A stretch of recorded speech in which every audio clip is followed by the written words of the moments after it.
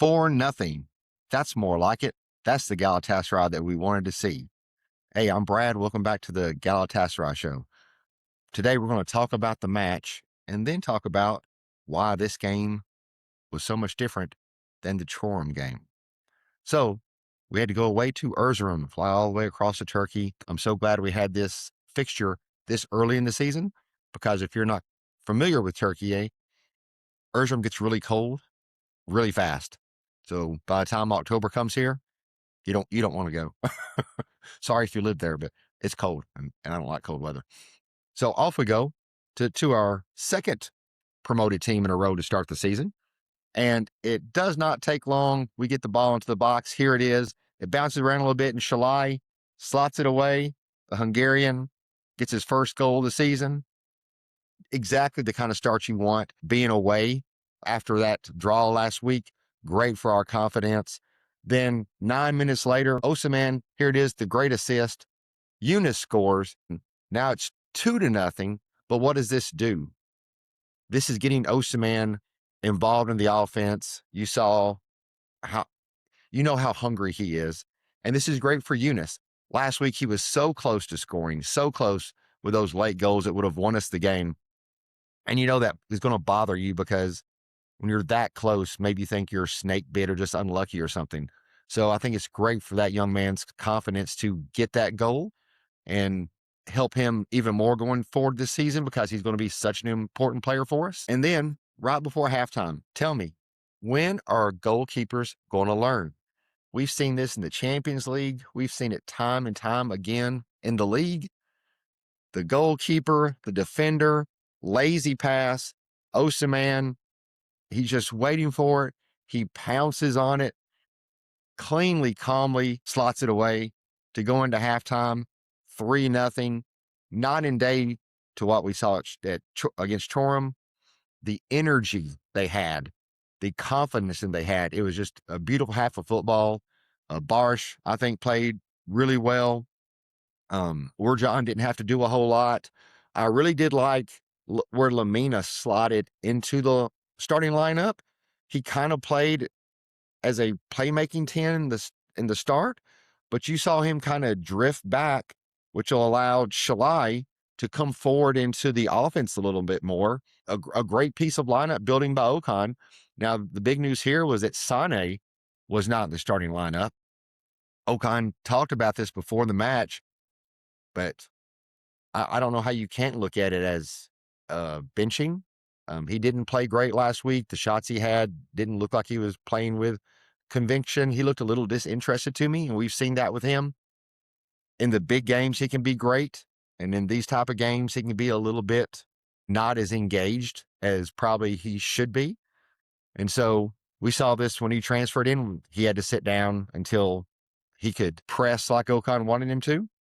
And today, he came in as a sub. So the second half comes, and the subs come in the 65th. It was like a shift change in hockey. You had Sané, Aaron, Big Les, and Singo. Singo makes his first appearance of the year, and Big Les makes his Super League debut with Galatasaray. And I've got to say, I think that Big Les looked much better this game than what we saw in the preseason. There's been a lot of hate on Big Les. I've been a part of it. I said it looks like he plays in quicksand. And a lot of you agree. We heard what Joe said in the preview of the transfer that we did with him, that he can be a bit slow in the attack. But he looked like he was more involved in the action. And I want to give this kid a chance. He's still young. And something Joe said in that video really stuck with me, is that the type of system that he played in didn't allow him to be creative and maybe beat him down and took some of his confidence away. You're not going to get that confidence back overnight. It's hard to get it back once you lose it. So it's got to be slowly built back up. And I think bringing him in games like this where he can contribute. He had a good pass forward. Now he almost committed a penalty later on. So a little good with the bad, right? But that's what you're going to get with young players. We can't go out there and say we want to play youth players. and then expect them to be perfect. We weren't perfect when we were young, were we? We all made mistakes. And so they're going to do the same thing on the field. So we've got to let them make those mistakes and grow as players. And I think that was a nice step forward for Big Les yesterday. I'm hoping maybe these little incremental steps can continue and maybe we can change our mind about the player that we brought in, and maybe he can turn into something for Galatasaray. So play continues, and I was getting a little bit critical because you had 3-0 in the half at halftime, and I didn't see the same type of execution in the second half. Now that could have been because of the substitutes, but finally, the fourth goal does come. Osimhen back at it again. Here it is, his second goal of the game. So I think he was unhappy he was not the goal king of Turkey last year. So he's off to a good start this season. And so he scores in the 80th. And then in the 81st, the guy that I was calling for in the first game of the second half during the live stream, Anaga, he makes his debut. Yeah, there it is. He makes his season debut for Galatasaray on the pitch. So it's nice. In the midfield, we had Big Les and Anaga on the pitch. So is that the future for Galatasaray? Who knows? But we do have a bit more of a bench now in that area of the field, I think, than we had all of last season. So we win the match for our first win of the season. We go into first place, leader Galatasaray, at least for now. We'll see how the weekend goes. But now let's talk about what was the difference between this game and Çorum.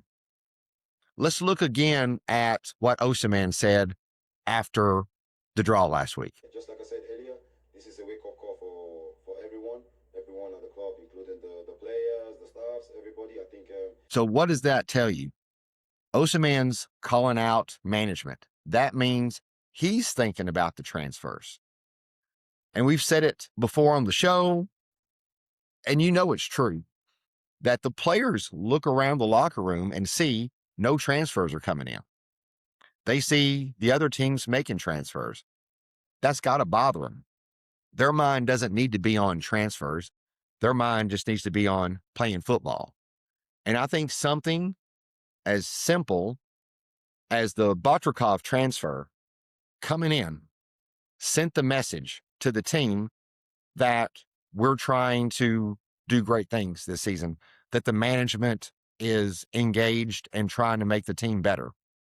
That number 10 position, a position we've been needing for months and months and months and months and months. You know, Osimhen is excited about having a playmaking midfielder come in. And so just by making a transfer of that level to come into the team, I think that allowed the entire team just to exhale, see that these transfers are coming. We don't have to worry about that. We can now just worry about the game itself, our training itself, just being football players, not being football managers, not being football presidents. And I think you saw that in the play. They looked like they were having fun.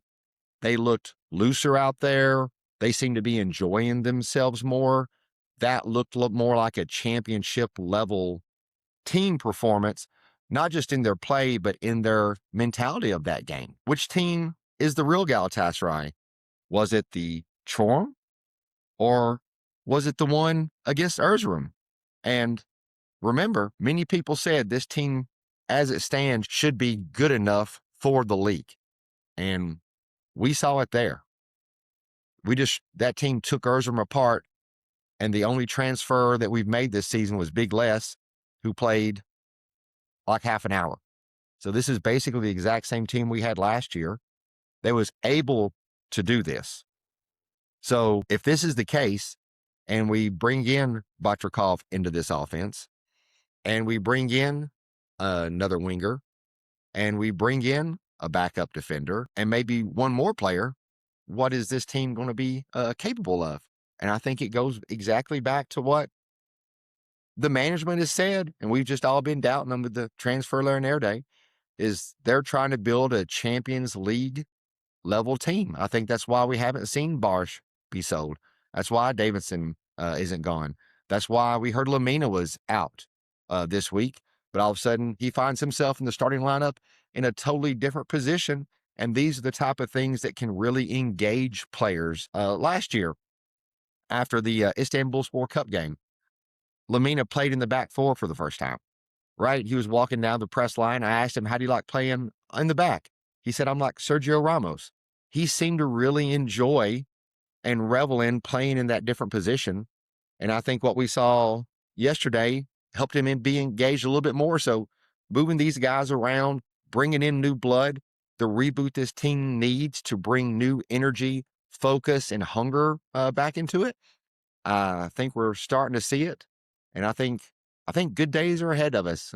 And yesterday, big thing about yesterday, it was fun. It was fun watching that game. And as Galatasaray fans, we're used to winning and we're used to having fun. And that's exactly what yesterday was. So I appreciate you watching. If you enjoyed it, give it a thumbs up. If you're not subscribed, please do. Helps the channel grow and reach more people. And Hadi Mbuk Jim Boom.